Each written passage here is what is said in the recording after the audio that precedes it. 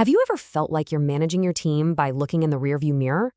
Well, we're about to unpack a really powerful concept that, honestly, separates the good teams from the truly great ones. Just think about that for a second. Are you trying to guide your team forward by only looking at the results that are already behind you? It's such a common trap to fall into. So let's talk about how to break free by focusing on what we can control right now to create the future we actually want. All right, here's our game plan for today. We're going to start with the rearview mirror problem. Then we'll get into what lag and lead measures are. After that, we'll connect the dots between activities and outcomes, show you a cool way to make your data come alive, and finally, see how this all shifts a team's culture from blame to real growth. Okay, so let's dive right into section 1 and talk about this fundamental flaw in how most of us are taught to track performance. And this right here is the core of the issue. When you're managing based on last quarter's revenue, you're always being reactive. I mean, those events are in the past. You literally can't change them. You're constantly playing catch-up, and you never, ever get ahead of the game. So this backward-looking data actually has a name, and understanding what it is and what it isn't is the very first step toward a totally new approach. You probably know these as key performance indicators, or KPIs. We're talking about things like quarterly revenue, annual satisfaction scores, that kind of stuff. Now, they're important for sure. They tell you if you achieved a goal. But here's the catch. They are always the result of actions that have already happened. This quote just nails it, doesn't it? When you get a lag measure, the story is already over. You can't go back and add in a new plot twist or change the ending. All you can do is hope the next book turns out better. And when you rely only on these measures, it just leads to this cycle of frustration. Management becomes this constant state of firefighting, right? You're reacting to problems way after they've already become a big deal. And for your team, it's so demotivating because their day-to-day efforts feel completely disconnected from these huge, slow-moving numbers they just can't seem to influence. So if lag measures are the rearview mirror, what's the alternative? Well, it's time to stop looking back and start looking forward at your team's GPS. This slide basically frames the entire shift in thinking. We're moving from focusing on the outcome, that's the rearview mirror, to focusing on the activities, that's the GPS. It is the fundamental difference between being reactive and being proactive. Your GPS gives you real-time instructions on what to do right now to get where you actually want to go. Okay, this right here is the absolute game changer.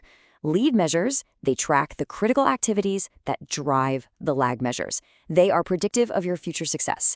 And this is the most important part, they are things your team can directly control today, this week.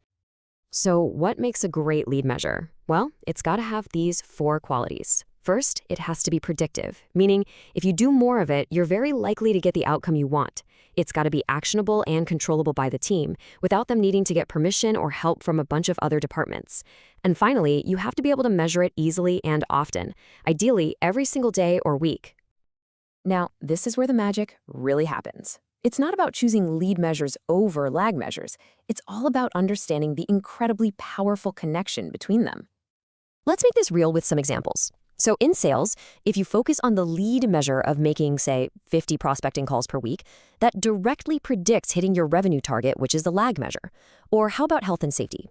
Submitting 15 hazard reports a month, that predicts a drop in safety incidents. You see, in every single case, the activity is what drives the outcome. And that's the formula, right there. It's so simple, but so powerful. By focusing on the inputs you can control, those are your lead measures, the outputs you're aiming for become predictable. You stop just hoping for success, and you actually start engineering it. Okay, so we've got these 2 powerful types of data, but how do we make them visible and engaging in a way that actually gets the team excited and motivated? Let's be honest, traditional dashboards and spreadsheets are, well, they're kind of boring. They're just a bunch of numbers that get a quick glance. But what if you could transform those metrics into a living, breathing ecosystem that tells a story about both your activity and your results all at once? This is where a cool idea called an engagement visual comes in. Imagine an aquarium. The size of your fish represents achievement. That's your lag measure. A big fish means you hit your sales target. Awesome. But the speed of the fish represents activity. That's your lead measure. A fast-moving fish shows you're making a ton of calls right now. I just love this quote because it captures the predictive power so perfectly. You can look at a new team member's fish, it might be small, but if it's racing around the tank, with confidence that they are on the path to growing a very, very big fish. It's like you're literally watching the effort today that creates the results of tomorrow. And this whole shift in focus, it does so much more than just improve your numbers. It fundamentally changes the entire culture and conversation within a team. And just look at the difference here. The conversation completely shifts from a reactive and, let's be honest, often accusatory question about a past result to a supportive, proactive question about a current activity. It moves the whole dynamic from blame to coaching. Instead of asking, "Why did you fail?" you're asking, "Hey, how can we help you succeed?" It's a total game changer. So, how do you actually start doing this? It's a pretty straightforward four-step process. First, you've got to identify your key outcome, your big lag measure. Second, you brainstorm and discover the lead activities that you think drive it. Third, you test those activities to make sure they work.